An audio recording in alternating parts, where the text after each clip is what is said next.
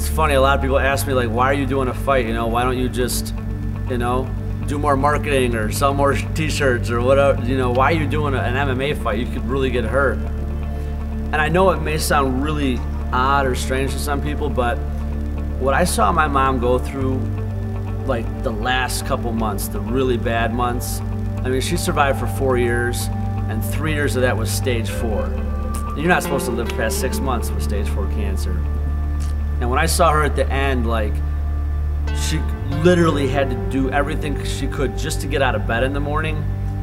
I don't know why, but for some reason, I almost feel like I want to experience that. Like, if I could have taken all of that pain for her, I would have in a second. You know, if I could have traded everything for, you know, to take all that pain so she could have no pain, I would have done that in a second. And I think most sons would if they saw their mother in a position like that. But for me, it's like, you know, I want to know what she went through. And I don't want cancer, but honestly, I think the closest thing you can do to put yourself through just the hell that it is when someone has cancer and the radiation and the chemo and you're sick all the time and you can't even get out of bed. Train for an MMA fight for 3 months.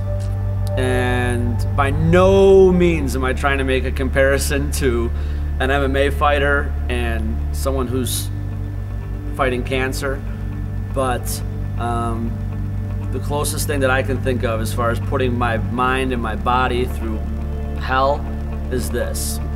We started this thing 13 weeks out from the fight date, and I was 226 pounds, loving some pizza.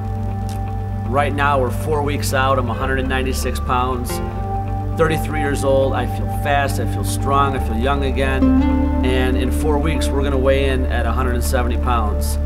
And, I mean, for all you mathematicians out there, that's 56 pounds in 13 weeks.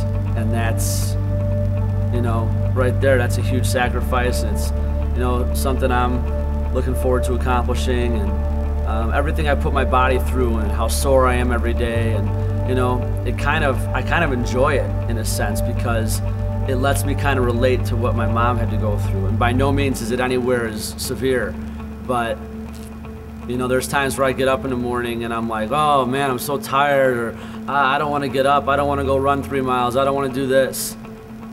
And then I think about what she went through and I literally laugh.